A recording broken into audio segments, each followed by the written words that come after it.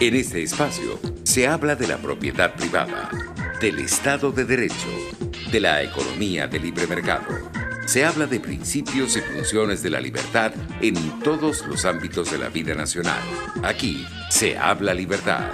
RCR presenta Aquí se habla libertad con Víctor Maldonado.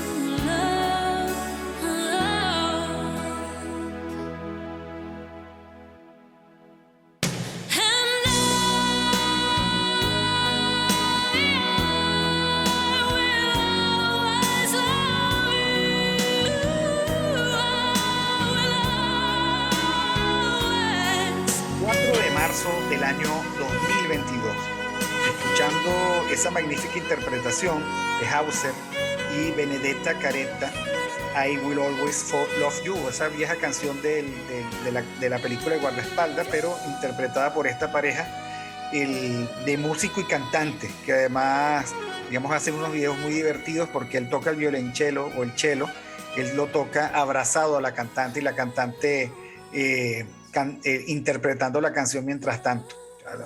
Terminarán siendo parejas, creo, ellos, ¿no? Pero bueno, una canción bellísima, una voz bellísima, la hemos oído varias veces aquí, pero en esta interpretación se lucen. Hoy día de San Casimiro de Polonia, el patrón de Polonia y de Lituania.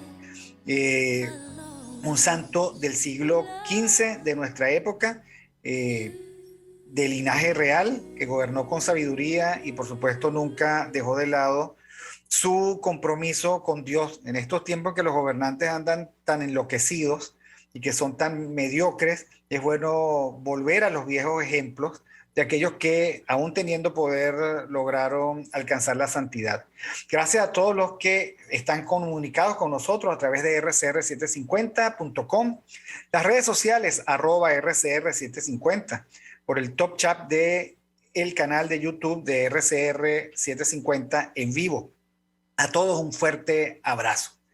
Gracias a Jaime Nestares en la dirección general de la estación, a Willy Zarcaya en la gerencia de producción, Catherine Manzano, nuestra productora encargada de setting y maquillajes, José Gregorio González, el zar de los controles, Helen Machado, la voz que seduce en la lectura de las noticias, y Génesis Rodríguez en la producción de contenido. A todos y de parte de ellos un gran saludo. Bueno, hoy tenemos un invitado muy especial, el profesor Daniel Laud y yo hemos traído al programa al profesor Luis Alfonso Herrera, abogado y filósofo, con quien queremos desarrollar un tema que luce interesante en este mundo que está discutiendo alrededor de una guerra, quien tiene más la razón y quien tiene menos la razón. Y el tema de la estética del mal. O sea, el poder tiene expresiones que, sin importar la causa, son expresiones oprobiosas. Por ejemplo, bombardear una ciudad, poner en situación de terror a los civiles, hacer que la gente abandone su casa y se vaya a un futuro que no han preparado ni han previsto, todas son parte de una estética del mal, de lo malo, que bien puede asimilarse a esa frase del Evangelio: por sus frutos los conoceréis. Y claro, en política la cosa es complicada, ¿no? Porque en política se dice que hay guerras justas y causas justas. ¿Y hasta dónde puede ese criterio de guerra justa o causa justa, justificar, por otra parte, tanto daño que se hace? ¿Y qué nos recuerda eso desde el punto de vista de la humanidad, de cómo es, de cómo resolver sus conflictos, de cómo, digamos, cada cierto tiempo nos recuerda que lo que tenemos es el tiempo presente, porque bueno, en el futuro se prende un conflicto de estos y ya la gente tiene que reorganizarse, reorganizar su vida si es que sobrevive? Bueno, pero quisiera primero escuchar al profesor Daniel Laud y después darle la bienvenida al profesor Luis Alfonso Herrera. Sí, bueno, el tema es, además de que es de actualidad porque estamos viviendo el desastre que está ocurriendo en Ucrania. Me hace pensar en varias cosas, ¿no? O sea, yo estudié economía, esa es mi carrera original, y en economía los profesores a veces abusan un poco de esta estética del mal, como le llamas tú, diciendo que la guerra es beneficiosa porque trae reconstrucción, ¿no? Pero la guerra no es beneficiosa, la guerra trae destrucción. Y a mí ese fue un mensaje que no me gustó mucho cuando lo oí, y yo tengo que eh, apelar a dos cosas en este momento, ¿no? La primera es que Ludwig von Mises, el economista que podríamos decir que es el gran salvador de la escuela austríaca, porque con la acción humana él dejó huella acerca de lo que pensamos los austríacos en materia económica. Él se refiere a que la paz es el ambiente en el cual crecen las economías y que se, o sea, que permite el desarrollo del progreso humano. Y lo más curioso es que Mises nació en el territorio que hoy es Ucrania, porque él nació en una ciudad que se llama Lamberg, bueno, se llamaba Lamberg, cuando pertenecía al Imperio Austrohúngaro, porque es que Ucrania tiene una diversidad que es muy común en el oriente, ¿no? O sea, hay una parte de Ucrania que es la antigua Galicia alemana, y a eso pertenecía Lamberg. ¿Okay? Hoy Lamberg se llama Lidl y es una de las ciudades bombardeadas. ¿Okay? Y lo sorprendente es que él sea el que nació allí, ¿no? Que uno siempre dice, bueno, es austríaco, todo el mundo siempre piensa que es vienés. Resulta que no, resulta que era lo que nosotros llamaríamos hoy ucraniano. Y bueno, y hablando de esto de la maldad y cosas de esas, ¿no? Porque es que la maldad tiene su discurso, ¿no? Uno de los videos que circuló antes de la invasión de Ucrania, Putin dice que Lenin fue el que creó Ucrania. Y eso es falso, ¿ok? Eso es falso de toda falsedad porque efectivamente el territorio existe desde hace mucho tiempo, ¿no? Y la combinación de diversas culturas y lenguajes en ese lugar hace que eso sea muy diverso, ¿no? Y de hecho, cuando en el siglo XVIII eso le pertenecía a Rusia, ¿okay? De hecho, Catalina, la Grande de Rusia, se lo cede al Imperio Austrohúngaro de una manera muy despectiva, ¿no? Ella dice, eso es un territorio que está lleno de ratas y judíos, así dice ella, lo cual es cruel, ¿no? Y bueno, además cruel pensando lo que ella es de origen alemán, ¿no? ¿Okay? Pero lo cierto es que efectivamente sí había muchos judíos y todavía hay muchos judíos en Ucrania, ¿no? De hecho, su presidente es un judío, ¿okay? Y también una de las cosas curiosas es que el abuelo de von Mises se convierte en el cobrador de impuestos de Lamberg, y por esa razón el emperador del Imperio Austrohúngaro le entrega el título de barón. Y por eso es que hay ese fenómeno extraño de un judío con un título nobiliario que se llama von Mises, ¿okay? Es sorprendente eso, ¿okay? Habla de la amplitud de criterio del Imperio Austrohúngaro, ¿okay? Y bueno, y también habla de la diversidad cultural que había en ese territorio que hoy nosotros llamamos Ucrania, ¿no? ¿Okay? Entonces, bueno, yo no quiero extenderme mucho, ¿no? Pero efectivamente son pruebas evidentes de la maldad que hay detrás del discurso, ¿no? Y de que efectivamente la maldad trata de esconderse detrás de esa estética, como nos refiere Víctor, ¿okay? Para el tema de hoy. Entonces, ese es mi comentario. Alfonso. Sí, bueno, muchas gracias como siempre, Víctor, Daniel. Un gusto y una oportunidad siempre valiosa poder conversar, intercambiar puntos de vista con ustedes más sobre este tema tan dramático, tan fuerte para lo que es, digamos, la condición humana, que nunca deberíamos dejar de sorprendernos, ¿verdad? Que nuevamente estas circunstancias, estos episodios tan trágicos, como es una guerra en donde abiertamente se busca matar a otros, esté ocurriendo de nuevo. Y cuando me planteabas sobre el tema que íbamos a conversar, yo te preguntaba un poco sobre digamos, qué comprender o qué interpretar por estética. Tú me planteabas algunas ideas y ahora escuchando a Daniel, y en efecto me queda claro, ¿no? Que hay toda una puesta en escena, si cabe la expresión, para justificar por adelantado, ¿verdad? A partir de unas imágenes, a partir de unas categorías normalmente no vinculadas, como ya Daniel de alguna manera lo adelantaba, no vinculadas con hechos comprobables, verificables, por ejemplo, desde el punto de vista histórico, sino que más bien con narrativas, ¿verdad? Que son construidas ad hoc, interesadamente, ideológicamente, para luego entonces poder, sobre la base de ellas, ocultar, así las imágenes sean estremecedoras, lo que vamos a terminar presenciando. Y digo esto porque, bueno, han abundado desde antes que desgraciadamente comenzara esta guerra, pero sobre todo después, una serie de explicaciones, interpretaciones, lecturas sobre cómo se llega a esto, en la cual, por cierto, Estados Unidos, la Unión Europea, la OTAN, concretamente en general Occidente, termina quedando muy mal parada por una serie de factores que sin duda vale la pena considerar, sin duda vale la pena atender desde el punto de vista de la asistencia, desde el punto de vista del apoyo que efectivamente esta parte del mundo le estuvo brindando o le brindó oportunamente a Ucrania o no, a partir pues de esas negociaciones para poder involucrarse en esta organización de defensa, ¿verdad? En términos militares, y también para estrechar pues los lazos con lo que es Europa Occidental. Eso, por supuesto, es algo que es importante conocer y es importante evaluar.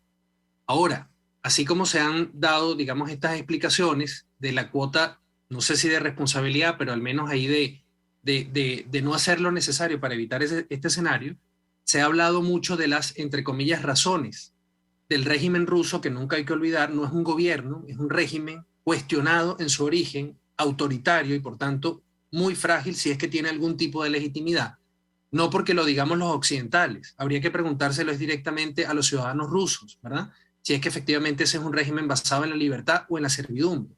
Pero a partir de ese dato de la realidad, hay que tener en cuenta que, bueno, se ha dicho, hay razones históricas, geopolíticas, se está amenazando de alguna manera con esa expansión hacia el este de la OTAN, ¿verdad? Desde el punto de vista militar, esa eventual expansión a lo que es el Estado ruso, se está negando, ¿verdad? A este régimen ruso la posibilidad de conversar cómo recuperar lo que siente se le ha perdido. Eso habría que ver si es un sentimiento masivo de los ciudadanos rusos, pero también obviamente habría que consultar a los ucranianos cómo se ven frente a eso, y creo que esto de una u otra manera en las elecciones internas de ese país ha salido a relucir. Pero en todo caso, tratando un poco más que de explicar en algún punto justificar, bueno, pero es que los provocaron, bueno, pero es que ellos están reclamando algo que legítimamente desde el punto de vista histórico o desde el punto de vista geopolítico les corresponde. Entonces, uno diría, no sé si esto es demasiado comeflor de mi parte, que antes de 1948, es decir, antes de que se produzca la Declaración Universal de Derechos Humanos, ese tipo de razonamientos servían no solamente para explicar, no digo justificar, sino explicar, comprender las causas de una determinada situación geopolítica, militar, de conflicto, etcétera, e incluso antes del 48 para justificarlo. Bueno, mira, si está pasando todo esto, luego, bueno, es legítimo, es aceptable, no solo desde el punto de vista jurídico, sino incluso desde el punto de vista moral, el que esto ocurra. Pero después que se llega a ese punto en la historia de la humanidad de declarar como universales ciertos derechos a partir del reconocimiento irrestricto de la dignidad y del valor de cada individuo de la especie humana, a mí me parece que todas estas razones siempre deben terminar subordinándose, repito, no por comeflorismo ni por pacifismo tonto, sino porque ahí es donde se demuestra el compromiso con la libertad, con los derechos humanos, con la limitación del poder, con el repudio a los regímenes autoritarios. Mira, los límites tienen que estar claros, es decir, no puede en ninguna parte del planeta invocarse que en el siglo tal antes de Cristo o en tal momento del siglo XX o cuando quiera que haya ocurrido el evento, es que esa parte era nuestra o esa parte nos los arrebataron. No, porque la historia de la humanidad y en particular de las sociedades, en gran medida es una historia, digamos, de conquistas, de modificaciones territoriales, de rupturas, en fin. De manera que ahí no tendríamos entonces dónde parar, ¿no? Seguramente cada quien tendría cosas que reclamar. Pero además, desde el punto de vista de la vida que cada quien va desarrollando actualmente en sus países, de las familias, de los niños, de las personas de la tercera edad, en fin, de todos los integrantes de una sociedad, bueno, ¿dónde quedan esos proyectos de vida? ¿Dónde queda la posibilidad de participar, ¿verdad? Y tomar la decisión del curso que se quiera llevar? Para muchos quizás esto puede ser, bueno, pero mira, ante un régimen autoritario que tiene bombas nucleares y que tiene una determinación basada, ¿verdad? Sobre eso podemos conversar luego, en unas narrativas nacionalistas y eventualmente de corte religioso también, o teológico, etcétera. ¿Qué importa todo eso de la vida de las personas y los proyectos de vida y la igual dignidad de todos si al final lo que cuenta es la vocación del poder? Bueno, pero si esto es así, no es una razón. Esa no es una razón para actuar, independientemente de cuál puedan ser las narrativas que se estén invocando. Y yo diría que es el momento histórico, de nuevo, para no extraviarnos y para no perder el punto de vista frente a esta cantidad de explicaciones o de suerte, en parte, en algún punto de justificaciones, porque, para cerrar la idea, más allá de los errores que desde el punto de vista de Occidente se hayan cometido y que ojalá comiencen a corregirse y se aprendan de estos errores oportunamente, no hay que perder de vista que el agresor es aquel que precisamente persigue los valores que en esta parte del mundo y en otras, digamos, que han seguido en lo bueno a esta civilización, se defienden, ¿verdad? Que son justamente el valor de la persona humana, que es justamente el que las personas puedan controlar a sus gobernantes. Si en Rusia existiera libertad política y democracia, se hubiese llegado a esta guerra, o los ciudadanos habrían, a través de sus representantes, votado negativamente en contra de este paso. Esas son preguntas que hay que dárselas, hay que formulárselas. Y en ese sentido, bueno, adoptar, por supuesto, las medidas que sean necesarias para terminar esto cuanto antes, pero sin caer en la tentación de tratando de ser objetivos o tratando de jugar, digamos, a el realismo político, entonces no terminar deslizando justificaciones que luego, como partía en la intervención, con esas narrativas, entonces, bueno, las masacres, la mortandad, la destrucción de la vida, termine siendo un dato secundario, estadístico, porque bueno, es que ustedes se lo buscaron, entonces, bueno, ellos respondieron. Ahora, profesor Laúd, hay un viejo adagio liberal, ¿no? Y es que si el Estado se propone cuidarnos, ¿quién cuida que el Estado nos cuide, no?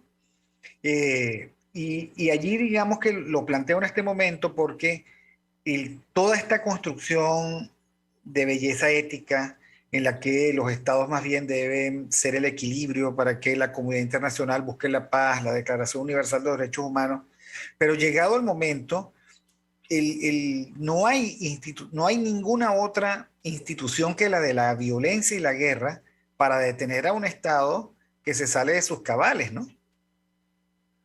O sea, claro, que es la misma paradoja. Sí, bueno, y eso fue lo que pasó en la Segunda Guerra Mundial, ¿no? O sea, acuérdate que la frase de Churchill, ¿no? De que ustedes querían la paz y por querer la paz ahora tienen la guerra, ¿okay? Y porque es que con individuos así no se puede negociar. O sea, ese cuento de que vamos a negociar con él, o lo que él mismo dijo, porque una vez que él mete las plantas de sus soldados ahí, él dice, ahora voy a negociar. Ah, no, así no es. O sea, ese negocio no es así. ¿Okay? O sea, es un poquito el mismo juego que ocurrió en la Segunda Guerra Mundial, porque a Hitler lo dejaron y lo dejaron y lo dejaron y lo dejaron hasta que el hombre hizo lo que le dio la gana. Entonces, eso no puede ser. Pues, o sea, hay que tomar medidas muy drásticas contra este señor Putin e incluso contra Rusia, porque es que un Estado no puede invadir a otro así porque le da la gana, ¿no? ¿Okay? Y menos cuando ese Estado se ha constituido de una manera absolutamente democrática, ¿no? Porque Ucrania hizo un referéndum para decidir separarse de la Unión Soviética. ¿Okay? Y bueno, y incluso las dos provincias que hoy en día se están afiliando a la Federación Rusa y diciendo que no quieren seguir siendo ucranianos, votaron en ese referéndum y también ellos estuvieron de acuerdo en separarse de la Unión Soviética. Entonces, yo digo que nosotros estamos jugando un juego muy malo si nosotros seguimos creyendo que individuos que toman el poder por la fuerza y que deciden entrar en otro territorio también por la fuerza, ¿okay? Pueden salir tranquilos y sin nervios y nosotros vamos a negociar con ellos. No, así no es. Así no es. Yo ahí se me quita el pacifismo. O sea, yo soy completamente negado a que la guerra sea la alternativa, pero cuando se trata de individuos así, hay que demostrar que la fuerza es la que manda. Ahora, Luis Herrera, si eso es así, nosotros digamos que todas las hipótesis conducen al desastre de una guerra a gran escala, porque ¿a qué está jugando Putin? ¿A qué me van a dejar llegar hasta Ucrania? Y estos tipos no se van a meter por Ucrania porque por Ucrania no se van a arriesgar.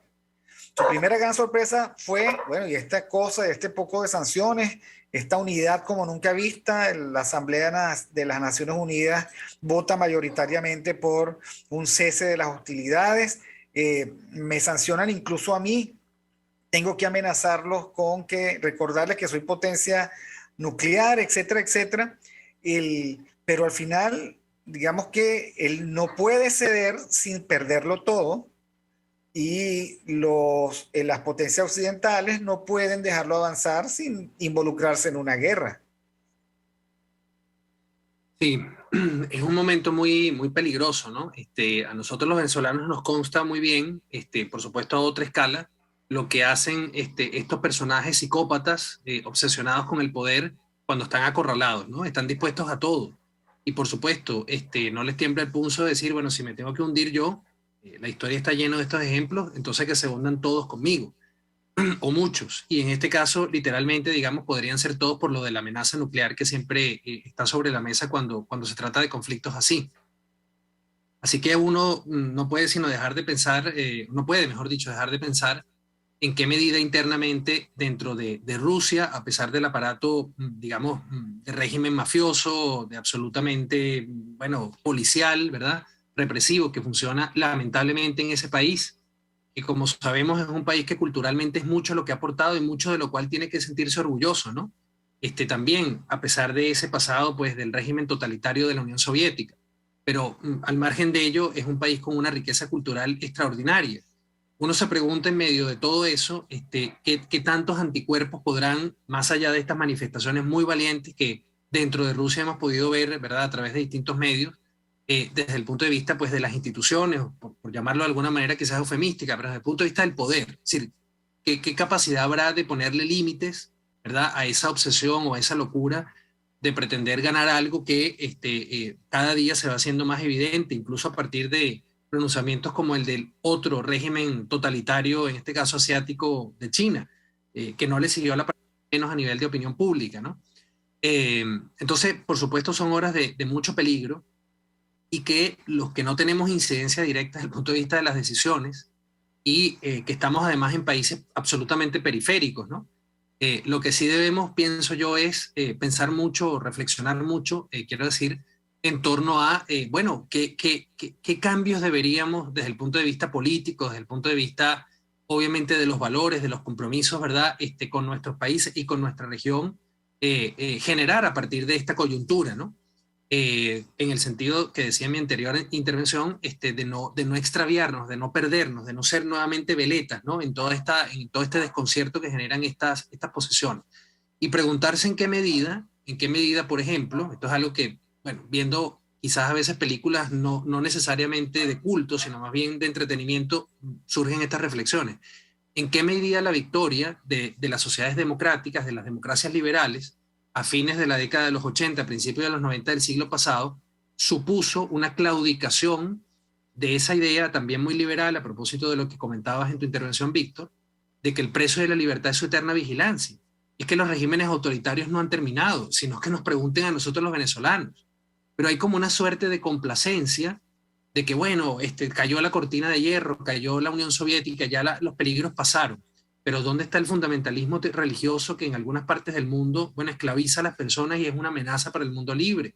O este tipo de regímenes autoritarios, unos que amenaza y ejecuta esta cantidad de muertes a través de las armas y otros a través de los métodos económicos, de la imposición de una diplomacia en el contexto, ¿verdad?, de una pandemia mundial que no sabemos muy claramente su origen, bueno, para imponer condiciones y expandirse e influir, así diga lo contrario, en las prácticas políticas de los países. Es decir, el precio de la libertad es su eterna vigilancia.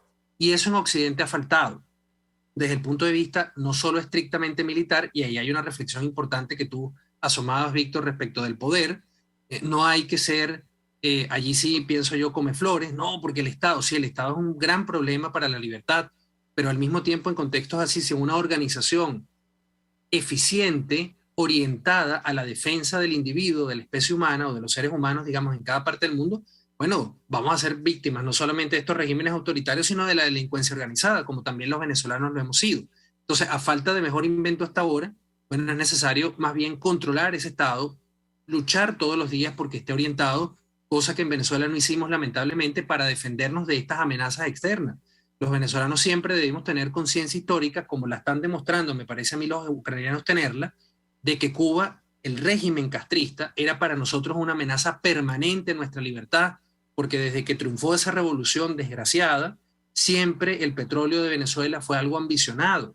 Y justamente por no entender que el precio de la libertad es su eterna vigilancia, en parte al menos, los venezolanos llegamos a la situación en que estamos. Entonces, volver a comprometerse con los valores, más allá de sus defectos, ¿verdad?, que hicieron que Occidente pudiera no solamente surgir, sino influir positivamente en otras partes del mundo, creo que es lo que propicia esta coyuntura trágica de la guerra del régimen totalitario o autoritario ruso contra los ucranianos.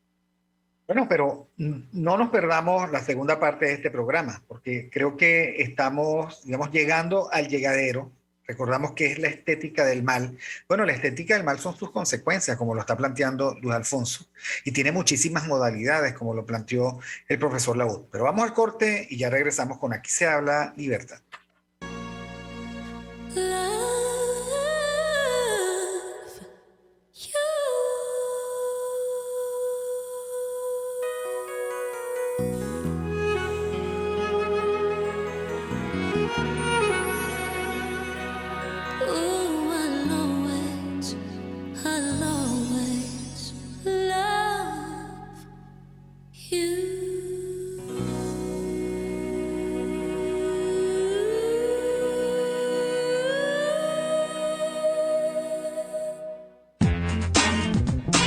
Aquí se debaten temas de interés nacional e internacional. Aquí se habla libertad con Víctor Maldonado. Solo por RCR.tv, la radio que se ve. Sintonícenos a través de Periscope, @RCR750, la radio que se ve. Mis amigos, quiero hablarles de Dilab Biodiagnóstica, un nuevo laboratorio clínico con un concepto original. Además de estar dotado con los equipos de la más reciente tecnología y el personal de más alta calificación, Dilab Biodiagnóstica te ofrece ambiente y trato amables y los precios más económicos en todos tus exámenes de laboratorio. Pide tu cita en el 0212-945-5788. Dilab Biodiagnóstica, precisión y confianza en laboratorio clínico. Hola, les saluda Alfredo Yuncosa y los invito a acompañarnos a Con Seguridad Radio, el programa pensado en la seguridad de los ciudadanos y las organizaciones. Con Seguridad Radio, todos los sábados a las 12 del mediodía, por RCR, la radio que se ve.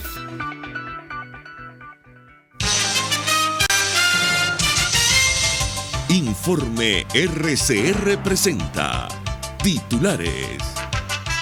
Comisión Delegada de la Legítima Asamblea Nacional debatió como único punto en el orden del día la invasión de la Federación Rusa sobre Ucrania y sus vinculaciones con el régimen de Nicolás Maduro. Juan Pablo Guanipa, primer vicepresidente de la Asamblea Nacional en 2015, manifestó este viernes su total solidaridad con la nación ucraniana. El líder del régimen, Nicolás Maduro, designó a Jorge Arriaza como ministro de Comunas. Más allá de nuestras fronteras, Georgia y Moldavia solicitaron este 4 de marzo oficialmente su incorporación como miembros de la Unión Europea. La ONU aseguró que más de 1.2 millones de personas abandonaron Ucrania a causa del bombardeo. Y en los deportes, el técnico del Real Madrid, Carlo Ancelotti, confirmó el regreso del austriaco David Alaba, que ya superó los problemas musculares que le impidieron jugar en la última jornada de la Liga. Hasta aquí los titulares de esta hora, les informó Helen Machado. Sigan con la programación de su RCR.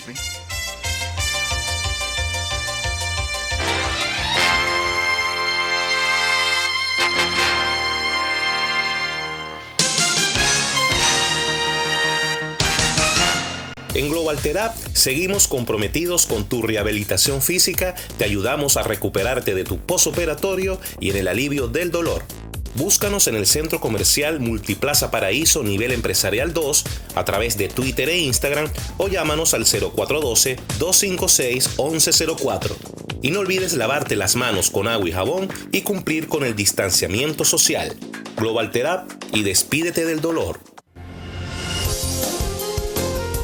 RCR 750 AM, porque lo bueno une.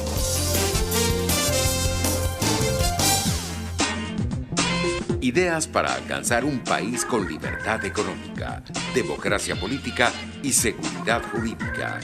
Aquí se habla libertad con Víctor Maldonado, solo por rcr.tv, la radio que se ve.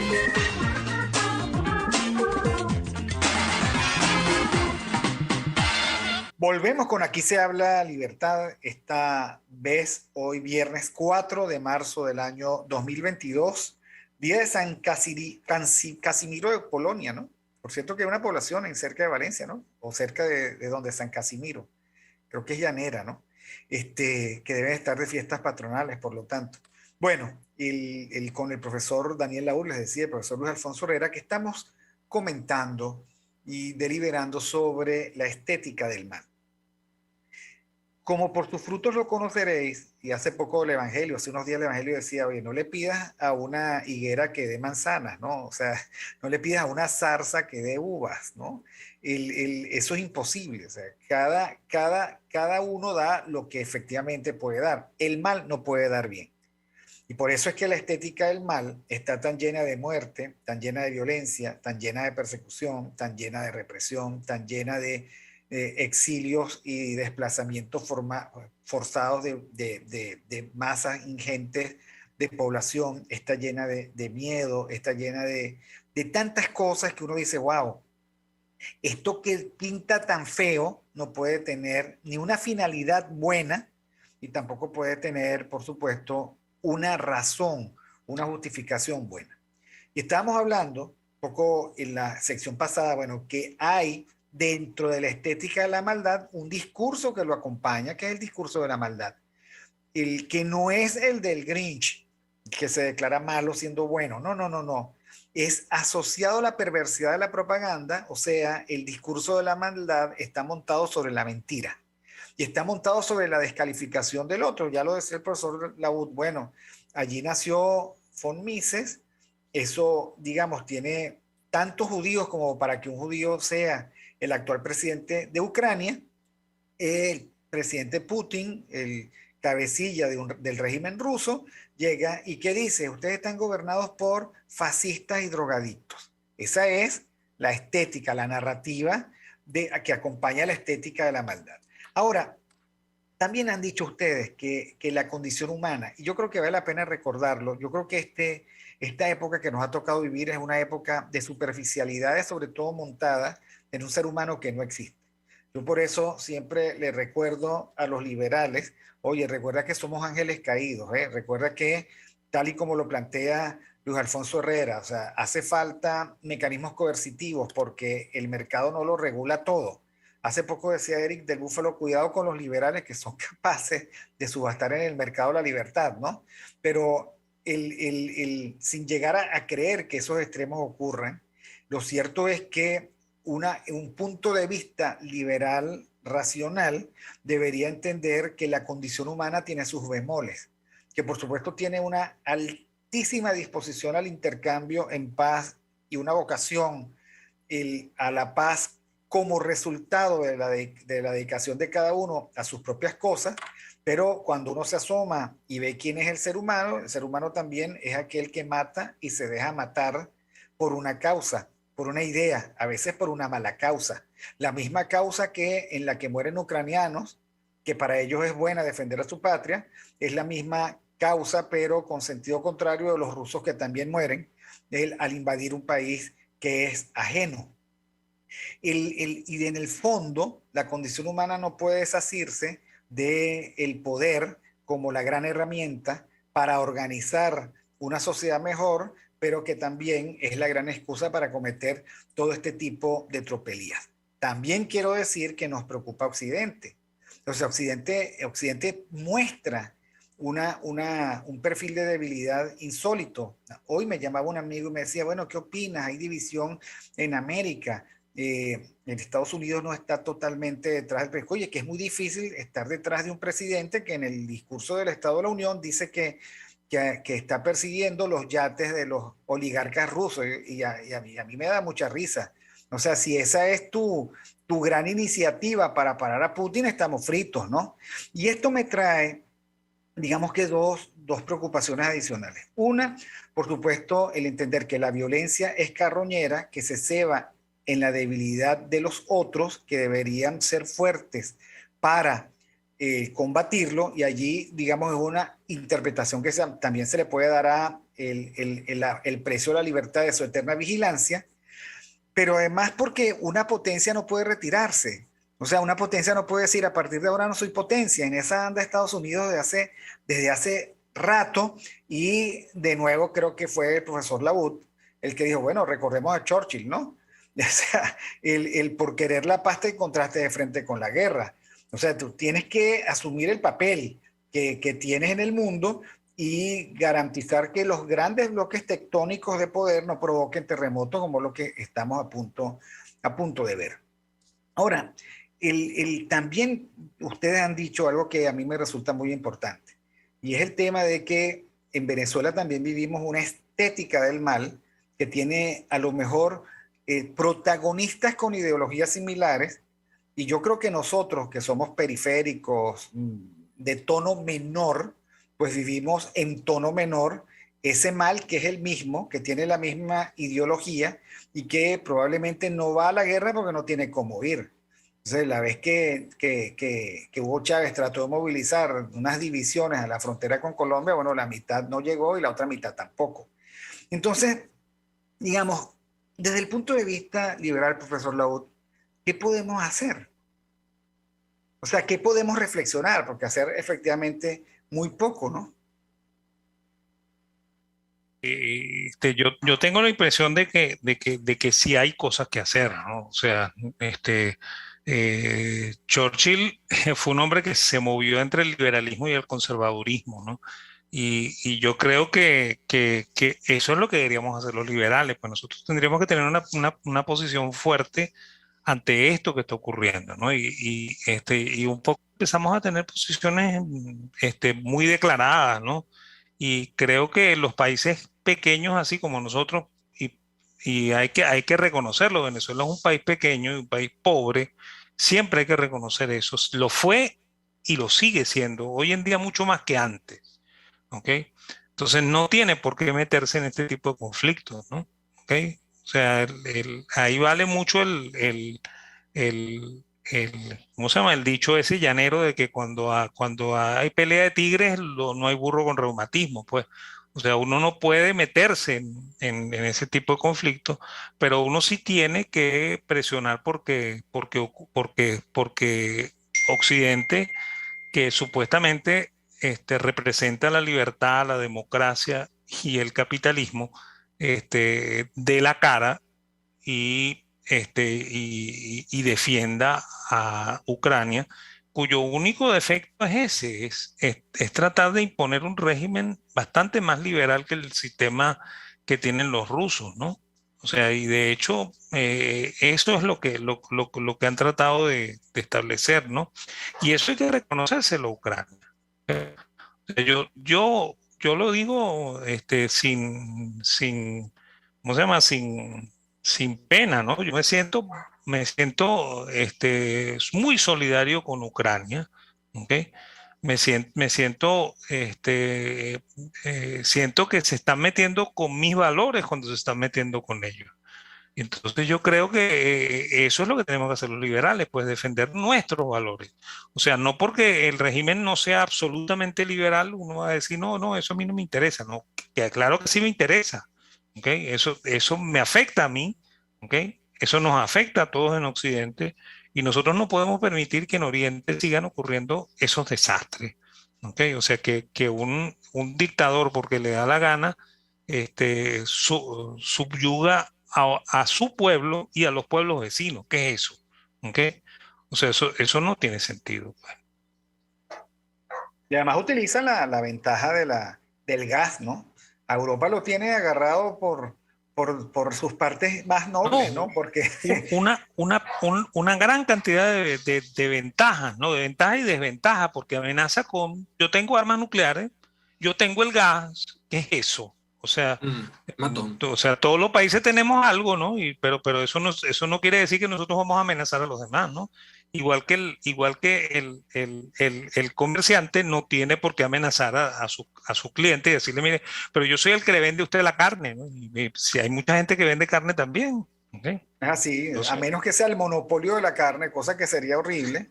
Uno se claro, voltea y dice, si me das maltrato, me voy a otro que me venda la carne, y punto. claro. Ahora, Luis Alfonso, tú eres un intelectual que se dedica además sistemáticamente a la reflexión.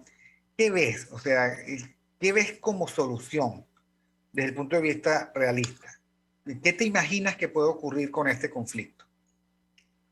Wow, antes de ir a intentar responder breve, al menos de manera intuitiva a esa pregunta, Víctor, quería comentar dos cosas muy breves dentro de esta misma, digamos, dinámica o idea de la estética del mal. Cuidar que lo que está ocurriendo no nos lleve a una situación similar a la del Tratado de Versalles en cuanto a sus efectos sobre la población del país que eventualmente pueda terminar llevando la derrota en este conflicto, tomando en cuenta la alineación que a nivel mundial se está dando contra el régimen de Vladimir Putin. Esto no es un problema contra la sociedad rusa ni contra los habitantes de ese país. Y lo digo especialmente por los que están fuera de Rusia, inclusive especialmente en América y en Europa, y de pronto comienzan a ser objeto de ataques y tal. Eso también es parte de la estética del mal a la que estamos haciendo referencia. Yo creo que eso que tú estás diciendo es muy importante, porque si algo a mí me tiene sorprendido, adolorido, es que la cultura de la cancelación muta más que el COVID. Y sucede que ahora agarraron al director de la ópera La Scala, si mal no recuerdo, y lo destituyen, pero además sumariamente, porque era ruso y porque era amigo de Putin. Hasta antier, buena parte de Europa se iba a tomar la foto con Putin. Y que yo sepa, no han sufrido ningún, y ahí digamos que rusos ricos, Berlín está lleno de rusos. Entonces es muy peligroso que el dictador reciba como ganancia el maltrato que está haciendo de todo su pueblo y que le permita ratificar, vean que yo tengo razón, etc. Exactamente. En la televisora rusa decían, miren, si con nosotros, si ustedes no quieren construir la paz con nosotros, entonces a nosotros la paz no nos vale. Entonces, yo le comentaba a un amigo hace rato, oye, pero este infantilismo de la cultura de la cancelación, esta forma de solazarse en el hiperfenómeno, le gané a Putin porque destituí al director de la ópera La Scala. Otros dicen, bueno, no oigamos más Tchaikovsky, o sea, no leamos más a Dostoyevsky y a Tolstoy. O sea, bueno, cuéntame de qué trata este occidente tan necio que le entrega armas a sus oponentes. Bueno, eso quería intervenir tu discurso, pero quiero terminarlo de escuchar. Sí. Lo otro que preguntabas al hablar con Daniel sobre qué se puede hacer desde las ideas liberales frente a esta coyuntura, tomando en cuenta que desde el punto de vista práctico de la acción es poco. Bueno, tener en cuenta que, mira, las simplificaciones, no, porque es que Putin es de izquierda, es de derecha, porque es que Putin es un conservador y por eso todo lo que es conservadurismo es malo, o porque entonces todo lo que es de derecha es malo, por eso es que la izquierda es la única forma de seguir democráticamente adelante. Esas simplificaciones son peligrosas. Los liberales a veces aceptan que les califiquen de derecha y dentro del mismo liberalismo a veces aceptan que peyorativamente se les llame conservadores. Y ahí es donde hay que ir, bueno, a las narrativas y a las ideas que se están defendiendo sin esas etiquetas simplistas, ¿verdad? Y yo quería comentar muy breve una idea que está en un texto que recomiendo. He comenzado a leerlo recién del psiquiatra español Pablo Malo. Se llama Los peligros de la moralidad. Y en realidad, él de fondo lo que estaría hablando aquí es de una suerte de fundamentalismo moral, ¿no? Que por supuesto en la cultura de la cancelación a la que te refieres tiene una manifestación dramáticamente muy actual y muy peligrosa, pero que tiene obviamente referentes más antiguos. Te voy a leer un párrafo muy breve que yo creo que condensa en alguna medida lo que está ocurriendo como narrativa o lo que se está usando como narrativa desde el régimen autoritario ruso para poder ocultar, ¿verdad?, toda esta destrucción que se está generando a partir, obviamente, de una decisión que no tiene ninguna racionalidad en el contexto mundial actual, ¿no?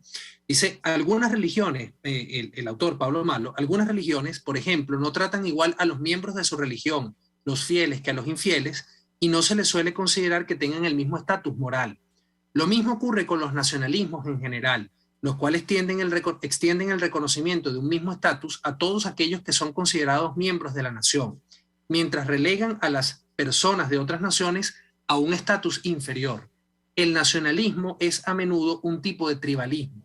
Hay que pelear contra el tribalismo, hay que pelear contra las formas de colectivismo, que son distintas a tener un sentido genuino de patriotismo, de amor por el lugar donde uno nace, que por cierto es muy necesario para llevar una vida bien orientada, con arraigo, con raíces, con valoración, ¿verdad?, de lo que lo hace a uno ser la persona que es. El patriotismo y la adhesión a una fe en particular, si está orientada al convivir, no puede nunca proclamar la destrucción del que es diferente. Más bien debería proclamar siempre la comprensión del que es diferente. Entonces mal se puede utilizar cualquier vinculación con el lugar donde se ha nacido y el amor que se puede tener con él y alguna fe para destruir a quien es tu igual, es decir, a otros seres humanos.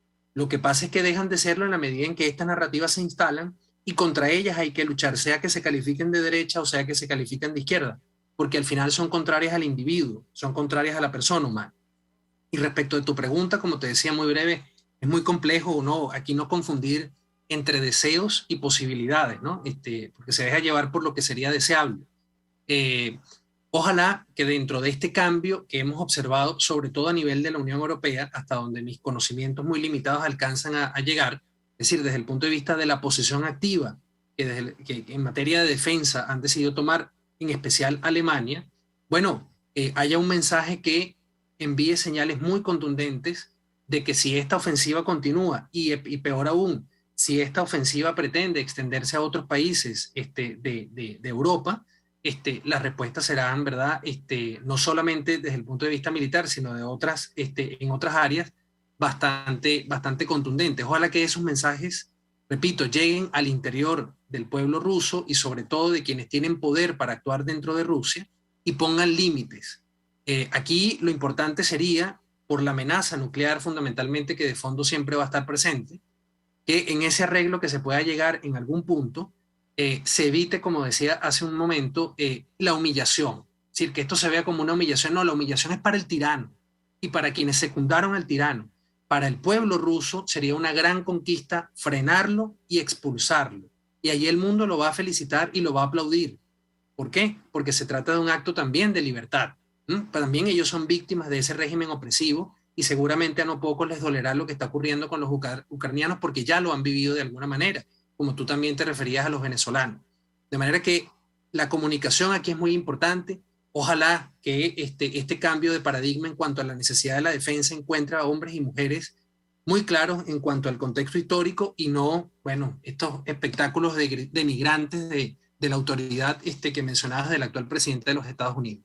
Pero ojalá se llegue a algún tipo de acuerdo, Víctor, que frene la destrucción de vidas humanas y al mismo tiempo sienta un precedente para que ese autoritarismo finalmente ojalá acabe y de paso a otro tipo de régimen político en Rusia. Ojalá esto pueda llegar en algún momento a ocurrir.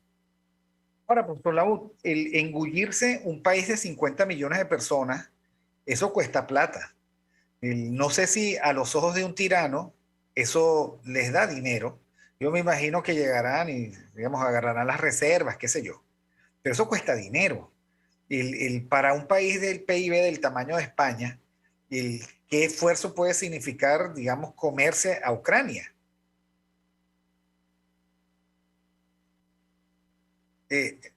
Lo que pasa, sí.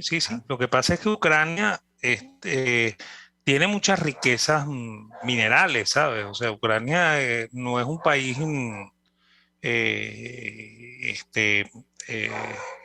árido ni estéril, ¿no? Tiene riquezas, según tengo entendido, de minerales que pueden ser utilizados en la industria del nuclear, ¿no? ¿Okay? Y además de eso, bueno, tiene infraestructura nuclear, ¿no? No tiene bomba atómica como Rusia, pero sí tiene infraestructura nuclear y de hecho su energía fundamentalmente es nuclear, ¿no? Entonces, ese puede ser un interés para tomarla, ¿no? ¿Okay?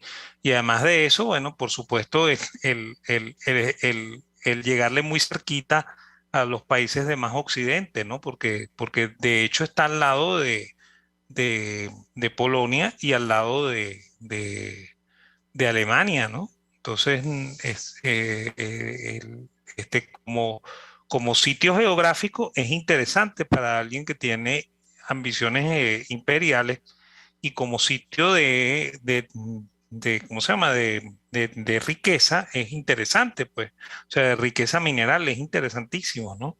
O sea, por eso es que probablemente es el interés de Putin específicamente en Ucrania, ¿no? ¿Okay? Eh, este, y bueno, y bueno, por Ucrania, supuesto también. Crimea, todo eso, ¿no? O sea, se está Sí, engullendo no, a bueno, Ucrania y de paso a Crimea, etcétera. es que él está ampliando, él está ampliando su espacio, ¿no? Y en esa ampliación del espacio está amenazando también a Occidente, ¿no? Por eso es que yo me refería al inicio que había que actuar contundentemente para demostrarle que Occidente no está mirando para el techo mientras él está haciendo estas cosas, ¿no? Y y bueno, yo también soy partidario de lo que dice, de lo que dice el profesor Luis Herrera en el sentido de que nosotros, ¿cómo se llama? Los liberales somos partidarios de la paz, ¿ok? Y somos contrarios a una, ¿cómo se llama? Una conflagración de tamañas proporciones, ¿no? Pero hay que también sopesar mucho que este señor parece que no tiene límites, ¿no? Y entonces hay que ponerle los límites, ¿no? Y sobre todo también hay que ser muy claro en hacer entender que los límites son para él y no para los rusos, ¿no? O sea, porque los rusos son un pueblo igual que el pueblo ucraniano, igual que el pueblo venezolano, pues, o sea, el que nosotros estemos gobernados por personas que no son las que nos gustan, ¿ok? No nos hace a nosotros culpables de eso, ¿no? ¿Ok? Entonces, eso creo que hay que enfatizarlo mucho y hay que, ¿cómo se llama? Hay que abogar porque se establezcan límites precisos para que no ocurran cosas como esta, ¿no? Porque en lo que comenté antes, pues, o sea, si también China tiene sus ambiciones alrededor de ellos, y también Corea las tiene, ¿no? La Corea de Kim Jong-un también tiene ambiciones con la Corea del Sur. Entonces eso hay que hacerles entender a esta gente que eso no va a ser fácil si lo quieren hacer, pues. Así es. Lo pueden llegar a hacer, pero los costos serían terribles. Y yo creo que ese es un buen escenario. Los costos para Rusia. Yo no tengo ninguna duda de que va a terminar engulléndose Ucrania, pero digamos se puede atorar en el camino, ¿no? Bueno, esto sigue, digamos, desencadenándose como acontecimiento. Va a ser complicado el que nosotros podamos decir algo definitivo al respecto, pero bueno, les agradezco mucho tanto al profesor Daniel Laud como al profesor Luis Alfonso Herrera el haber intentado reflexionar alrededor de la estética del mal, porque la verdad que ver edificios destruidos y gente desesperada, digamos que no puede ser el resultado de eso que dicen que es para lograr la liberación de un país. O sea, la perversidad de la mentira es también parte de la monstruosidad del mal. Bueno, gracias a Jaime Nestares en la dirección general de la estación, a Willy Zarcaya en la gerencia de producción, Catherine Manzano en la producción, José Gregorio González en los controles, Helen Machado en la lectura de las noticias y Génesis Rodríguez en la producción de contenido. Gracias a todos y nos vemos la próxima semana. Muchas gracias, Víctor, Daniel. Muy bien. Hasta luego.